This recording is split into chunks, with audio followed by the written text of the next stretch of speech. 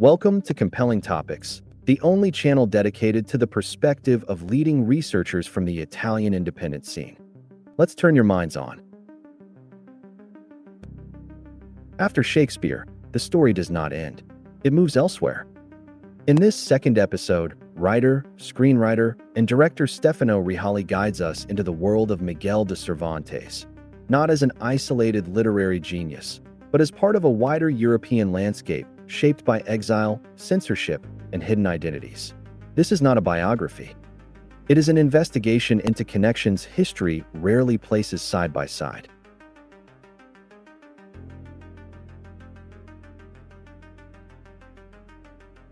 From Cervantes to Florio, one has to make a quantum leap. They lived more or less in the same historical period, namely from 1550 to 1615, and they had many things in common. Cervantes and Florio met at least twice, in circumstances that were also surprising, over the span of 40 years. Let us first state one thing. The 1500s were the period of the greatest expansion of the Inquisition throughout Europe. This means that moment, that century, which the Spaniards call El Siglo de Oro, the Golden Century, while it witnessed the birth of great artists, great mathematicians, great historians, great jurists, great musicians, architects, sculptors, painters, and men of letters with incredible talent, was at the same time a period in which one could not freely express one's own thought. This meant that, in that period, an intellectual had to be a man of action. He could not be a gentleman with rounded shoulders, little glasses, and dandruff, hunched over like Leopardi, devoted to study. He had to be a man of action, a muscular man, skilled in fencing, in escape, in hand-to-hand combat. He had, in some way, to have in his body the possibility to flee and to save his life in the face of all the threats that his thinking would bring him to confront. State threats, governmental threats, threats from lords, nobles, and masters. In Italy, we had Greek and Latin culture, we had the Renaissance, we had Dante and Boccaccio, and an infinite series of storytellers, poets, and writers who had created a habit of what today we would call fiction. This had not happened in Spain. In Spain, this tradition did not exist until the invention of the printing press around 1450. Spain was a country devoid of literary traditions, and when the first chivalric poems appeared translated and printed, the Spaniards still did not have a clear distinction between fiction and reality. So when they read about these heroes, they became inflamed, and some of them, those who were less ready to grasp the difference between fiction and reality, became so excited that they literally went mad. They went mad, took to the streets, and dreamed of going hunting great villains, great bandits, freeing maidens, freeing villages from the yoke of a marauder, and thus the figure of the knight-errant was born, one who moves with no other purpose than to bring justice. Let us move forward a few years, to 1547, when Miguel de Cervantes was born, fourth of 7 children in a family that was practically illiterate.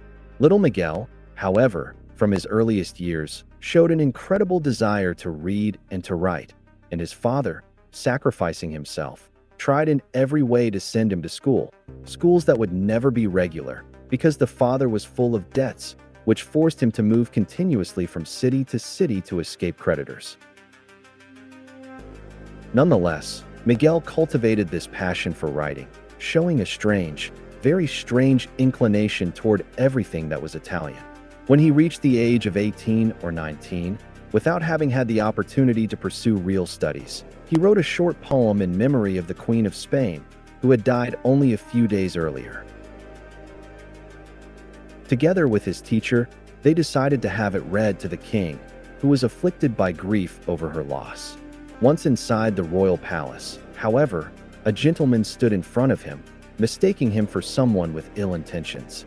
The two clashed, and Cervantes managed to wound that man, but unfortunately for him, that man was Antonio de Segura, one of the familiars of the Inquisition, therefore an informer, but above all a hidalgo very close to the royal family. When Miguel realized the foolishness he had committed, he fled. He was tried in absentia and sentenced to the cutting off of his right hand, which at that time was the penalty the Spanish state imposed on anyone who committed acts of violence inside the royal palace. Naturally, Miguel was not willing to have his right hand cut off, so he escaped. He fled in a daring way, taking advantage of an acquaintance he had made precisely for the Queen's funeral, namely Cardinal Acquaviva, a Vatican diplomat in Spain. Cervantes managed to hide in his retinue and go to Rome.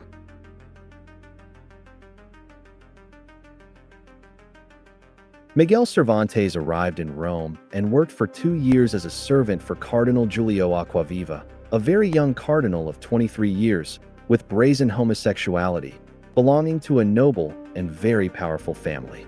He had a formidable personal library, a library that our Miguel, forced to hide because he was wanted by the Spanish police, literally devoured in 2 years, during which he became master of Italian. He spoke it better than Spanish. In Spanish he stuttered, while in Italian he did not. After some time, the cardinal, realizing that Miguel was not willing to become his lover, reported him to the Spanish police, forcing him to flee to Naples. There Cervantes was forced to embark on a schooner that would become part of the fleet that would go to fight the Turks in what would become famous as the Battle of Lepanto. The Battle of Lepanto was a battle of unimaginable dimensions, which saw 18,000 Turks against 12,000 Christians. Imagine 30,000 men in battle in the same stretch of sea in a single day. Cervantes knew that the only way to escape justice was to hide under a false name on a Spanish schooner. He embarked, managed to be taken on as an arquebusier, spoke perfectly Italian and obviously perfectly Spanish. The day of the battle arrived, October 7th, 1571, and he knew that the only way not to arouse suspicion was to fight. But his ardor was very short-lived. That day he was also ill, because a rival in love, a certain Geronimo de Passamont, also a poet and soldier, had poisoned him.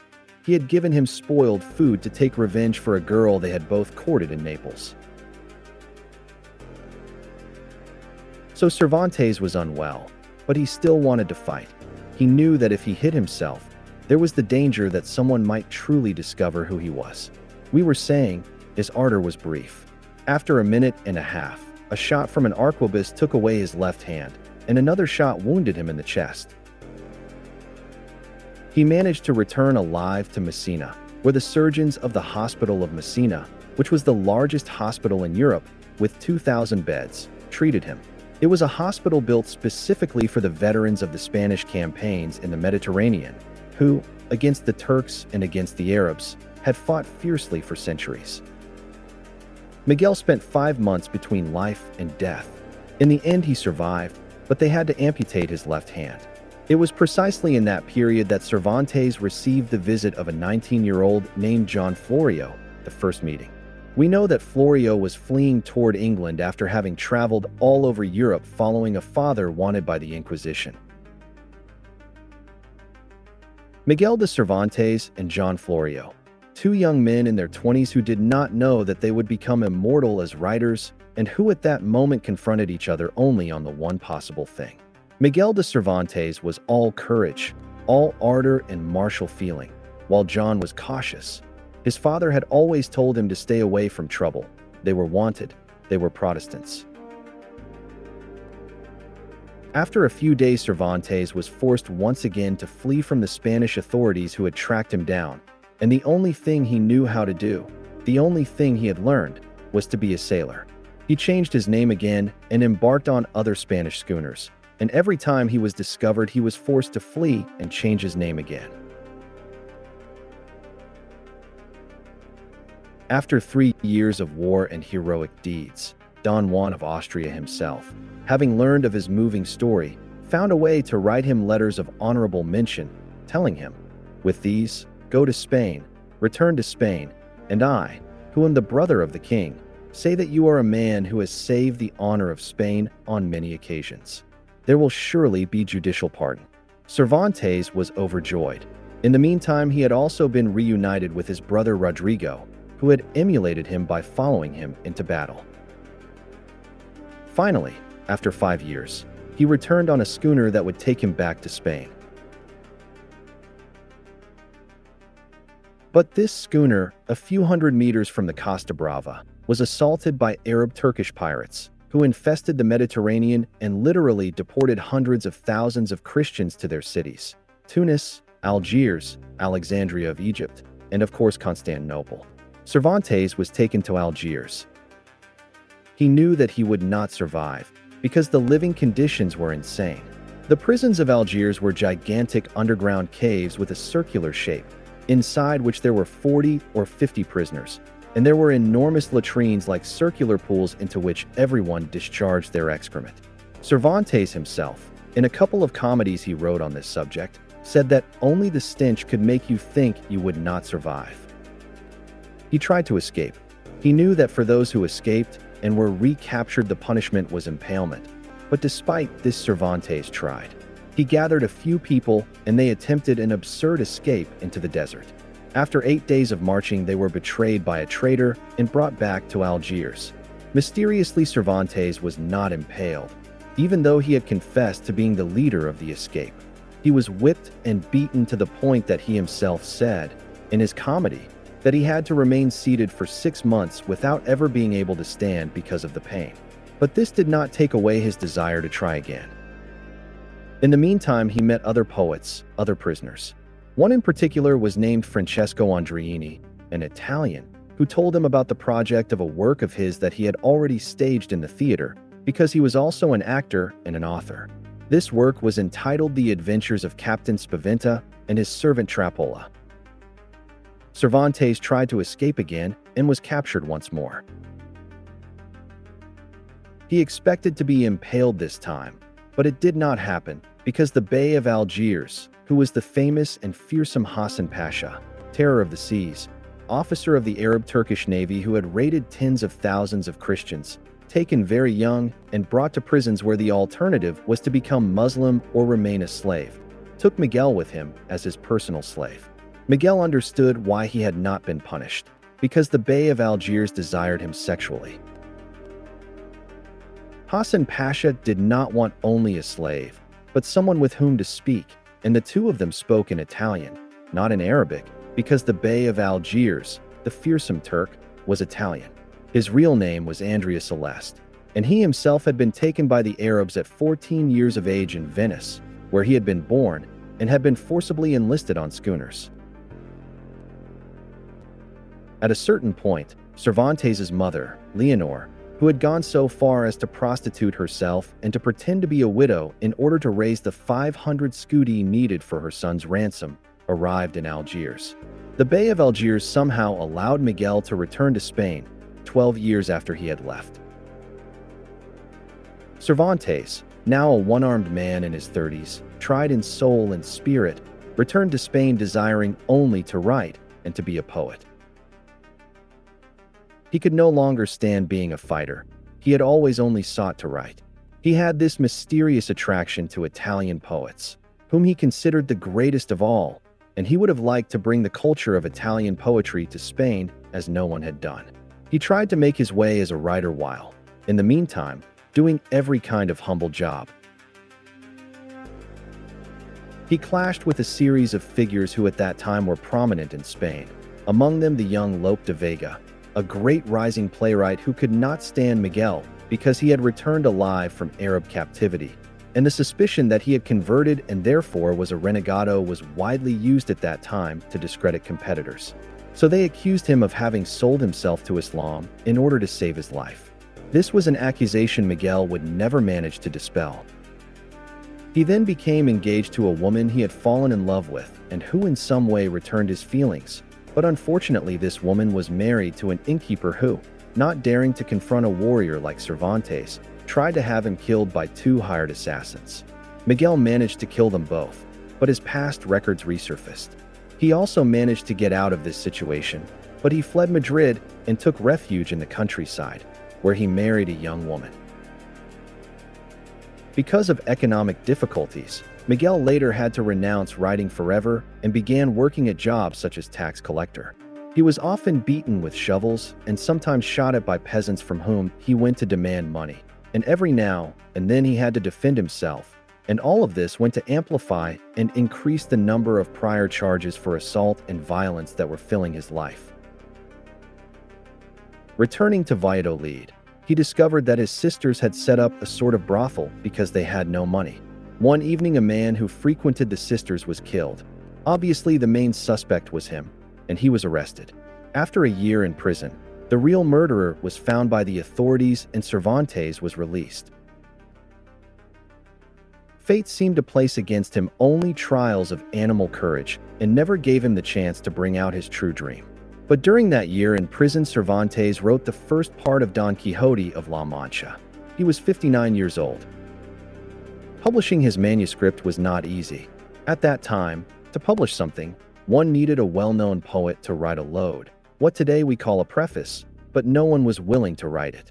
Lope de Vega had scorched the earth around him, so Miguel understood that the only way to publish his manuscript was to create a fake, that is, to write the preface himself, pretending to be a poet who did not exist. He invented the biography of a famous Argentine poet who had died during the journey between Palau and Argentina. The ship had sunk, but before dying he had managed to deliver the praise. This invention was so compelling that a poor printer believed him, and thus he managed to publish the first part of Don Quixote. It was an incredible success. Not only did it have 3 reprints in 1 month, but it also had 2 translations into English and French within a year. At that time, there was no copyright, and once you had sold the work to the printer, it was he who took the money, and the translators as well, but certainly not the author. So to earn something more, Miguel brought out everything he had written in the previous 20 years: poems, short poems, comedies, a pastoral novel, and published them. He published them, but no one wanted to buy them. After 4 years of unsuccessful publications, he understood that the public wanted from him the second part of Don Quixote, but it was already too late, because someone else had already written it and was about to publish it under a pseudonym, a certain Alonso de Avellaneda. There are very well-founded suspicions, among scholars, that it was actually that same Geronimo de Pasamonte who had sworn vengeance against Cervantes and had poisoned him before the Battle of Lepanto. Cervantes had an attack of bile. His liver literally burst from this news. At that point, realizing that he had little time left to live, he hurried to write his own second part and proudly signed it, by the author of the first part. In this second part, he did something that even now, more than 400 years later, is incredible. He carried out an exercise in metaliterature unmatched. In the second part of Don Quixote, the 2 protagonists, as soon as they go out, discover that people point at them in the street and recognize them. They ask, "How do you know who we are?" And people answer, "We read it in a book." "Oh yes, and what did the book say?" "Well, it said that you are heading towards Saragossa for the tournament." "Oh yes, it said that. This book? And who wrote this bullshit book?" "We are not going to Saragossa. We are going to Barcelona." And the entire second part of the book is a staging of the fact that they, having become famous as literary characters, deny everything that had been written in the apocryphal second part. But his second part of Don Quixote interested no one, and Cervantes spent the last years of his life wandering like a derelict with this manuscript that no one wanted to publish, because the second part already published was too famous.